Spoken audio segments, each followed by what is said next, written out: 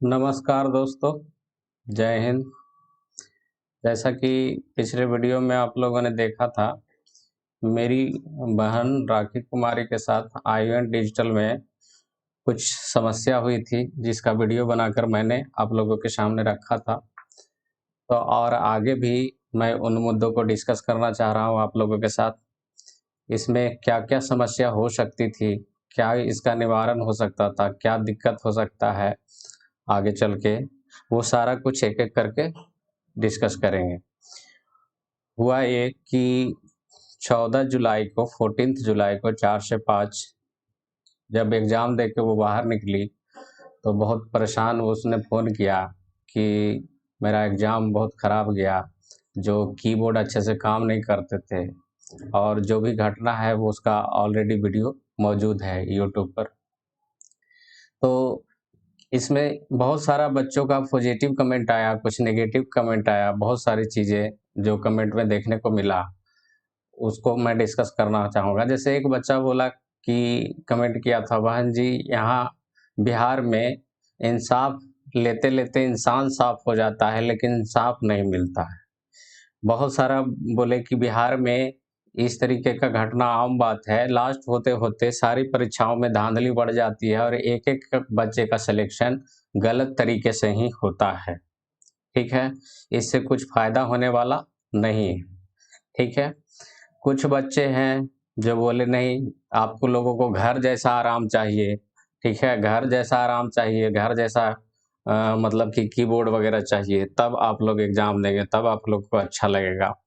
तो negative positive comment सारा पे हम डिस्कस करने वाले हैं। कुछ बच्चियाँ ऐसे भी कमेंट की कि एग्ज़ाम दे के आए हैं, मेरा 45 प्लस स्पीड था, लेकिन एग्ज़ाम में 30 का स्पीड भी नहीं रहा, ठीक है?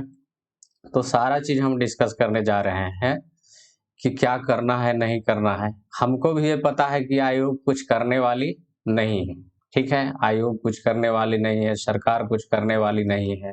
लेकिन जहाँ पे देखिए एक कोटेशन जो नज़र आ रहा होगा आप लोग को, क्या लिखा हुआ है? जीत निश्चित हो तो कायर भी लड़ सकते हैं, बहादुर वो कहलाते हैं जो हार निश्चित होकर भी मैदान नहीं छोड़े। देखिए, मान लीजिए कि आयोग कुछ नहीं करती है, लेकिन एक मानसिक दबाव तो उस पर बनेगा, नहीं तो धीरे-धीरे मनमानी बढ़ता जाएगा।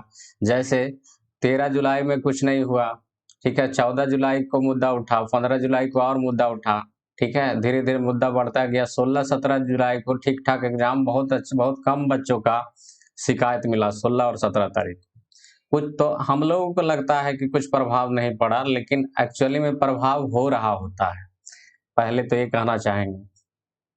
तो जिस परिस्थिति में जैसे भी हैं, आप लड़ना सीखिए, ठीक है? आखिरी साँस तक लड़ना है, ठीक है? बहुत सारा हम लोग जानते हैं कि आगे कुछ संभावना ना हो, जैसे मैं भी आईआईटी का तैयारी करता था गाँव में रहकर, तो लगता था कि पटना, कोटा वाले छात्र ही करेंगे, मेरा क्यों सिलेक्शन होगा? उतना बहुत अच्छे-अच्छे टीचर हैं उन लोगों के पास। लेकिन ऐसा नहीं है कि कभी तैयारी में किसी दिन अपनी तरफ से कोई कमी रखा, पूरा शिद्दत के साथ तैयारी किया। अब नहीं हुआ तो उसमें कोई सुसाइड करने वाली बात नहीं है, ठीक है? तो आगे कुछ एग्ज़ाम्पल वगैरह भी देना चाहेंगे, जिससे आपको सुनिश्चित हो जाएगा कि नहीं बिहार में ही गलत नहीं होता है, हर जगह गलत होता है। हाँ, बिहार में कुछ ज़्यादा हद लेवल का गलत काम होता है, लेकिन गलत हर जगह होता है। कुछ एग्ज़ाम्पल उदाहरण आप लोग को देना चाहेंगे, जैसे कि 2 साइंटिस्ट को हम लोग बहुत इज़्ज़त के साथ नाम लेते हैं। एक हैं हमारे scientist doctor APJ Abdul Kalam, दूसरे हैं हमारे पद्म विभूषण अवार्डी, 2019 में पद्म भूषण उन्हें दिया गया, नंबी नारायण, ठीक है? एस नंबी नारायण इनका नाम है। इनके जीवन पर, इनके बायोग्राफी पर एक मूवी भी आ रही है, जिसमें एक बहुत ही अच्छे एक्टर हैं आर माधवन, वो एक्टिंग कर रहे हैं। तो अगर ये मूवी आए तो ज़रूर देखिएगा। अब देखिए दोनों रखे क्यों? मान लीजिए जो किसी बच्चे का सिलेक्शन हो गया है, तो लाइफ में सब कुछ ठीक-ठाक चला। ऐसा नहीं कि जिसका सिलेक्शन टाइपिंग हो रहा है, उन्होंने स्ट्रगल नहीं देखा होगा। उन्होंने भी स्ट्रगल देखा होगा, लेकिन कुछ-कुछ उनका लक भी फैक्टर रहा, वो ठीक-ठाक चलते गए। जैसे कि डॉक्टर एपीजे अब्दुल कलाम, सब कुछ स्ट्रगल इन्होंने भी देखा, लेकिन ठीक-ठाक रहा इनके लाइफ में सब कुछ। तो ये हमारे मिसाइल मैन के नाम से जाने जाते हैं, भारत के राष्ट्रपति भी रहे। लेकिन एक ऐसे ही साइंटिस्ट थे नंबी नारायण, इन पर आरोप लगा आईएसआई की तरफ से जासूसी करने का। बहुत सालों तक इनको टॉर्चर किया गया आईबी के द्वारा, सीबीआई के द्वारा, भारत की इंटेलिजेंस एजेंसी राव के द्वारा, ठीक है, वो लोकल केरला पुलिस के द्वारा टॉर्चर किया गया। इन पर जब आरोप लगा कि आईएसआई का जासूसी करते हैं, लेकिन फिर भी ये कोर्ट में गए, बोले नहीं, हम ईमानदार और देशभक्त है इंसान है, जरूर कोई गड़बड़ी हुई है कहीं पे। लंबे अरसे तक केस चलने के बाद फाइनली इनको जीत हासिल हुई, ठीक है। फिर इन्हें पद्म भूषण से अवार्ड दिया गया। अगर ये लड़ना छोड़ देते तो शायद इनका देशभक्त के में इनका नाम नहीं होता, देशद्रोही के रूप में इनका नाम लिया जाता आज, ठीक है। तो मेरा कहना वही है, लड़ना मत छोड़िए, में भी प्रभाव जो भी हो वो मायने नहीं रखता है। आपको हर कोशिश करना है, आपके अकेले की बात नहीं है, आपके कल भाई बहन हो सकते हैं, आपका एग्जाम होना ठीक है, जो होना हो गया, लेकिन आपके और भाई बहन हो सकते हैं, आपके नेक्स्ट जनरेशन हो सकता है। बदलाव अचानक से नहीं होता है, धीरे धीरे होता है, ठीक है। तो फिर आगे कहना चाहेंगे कि एसएससी के मामले में इसका सॉल्यूशन क्या होता है, आयोग क्या है, क्या इसमें खामी छुपा रहा है। तो जैसा कि मुझे पता चला, 12 साल पहले जब टाइपिंग होती थी तो 5,000 रुपये का टाइपिंग मशीन है जो खुद बच्चों को लेके जाना होता था। अब टाइपिंग मशीन तो ऐसा होगा नहीं कि सामने मैटर दिया खुद से खट खट टाइप कर देगा, तो उसमें बच्चे कोई गलती नहीं निकाल सकते थे कि हमको ऐसा टाइपिंग मशीन मिला, वैसा टाइपिंग मशीन मिला, खुद लेना जाना पड़ता था। अब 12 साल 5,000 का मतलब समझ रहे हैं, अभी के समय के अनुसार देखा जाए तो इसकी वैल्यू 25,000 रुपये है। तो इतना कॉस्टली मशीन लोग लेके जाते थे, जिनको अफोर्ड नहीं कर पाते थे, वो भाड़े पर लेके जाते थे, किराए पर लेके जाते थे, ठीक है।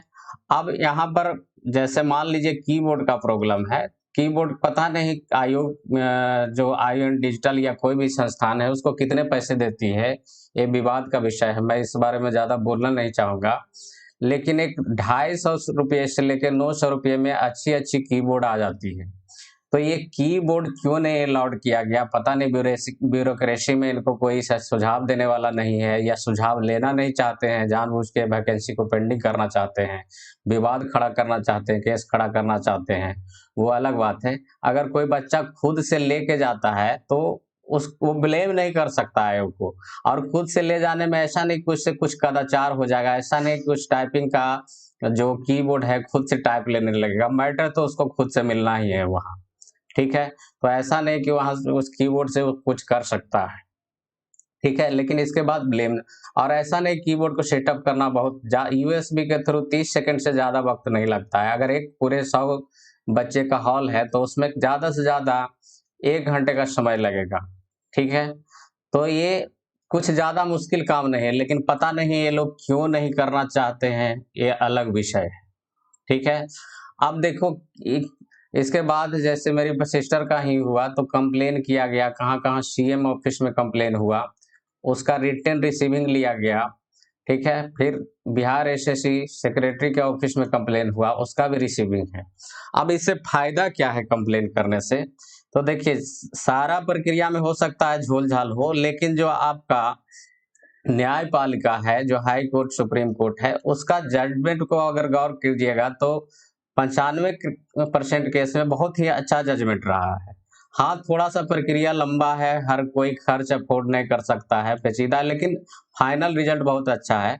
प्रीवियस इस चीज को मैं ऑथेंटिकेट नहीं करता हूँ, लेकिन प्रीवियस ईयर सीजीएल में ऐसा हुआ था कि एक क्वेश्चन शायद गलत था, तो उस क्वेश्चन के आधार पर कुछ बच्चों ने कंप्लेन किया, तो वो केस जब फाइनल हुआ था तो 3 बच्चों को दोबारा, बाकी सब बच्चों का ज्वाइनिंग हो गया था, ठीक है, बाकी सब कैंडिडेट का ज्वाइनिंग हो गया था, लेकिन उन 3 बच्चों का दोबारा से ज्वाइनिंग हुआ था।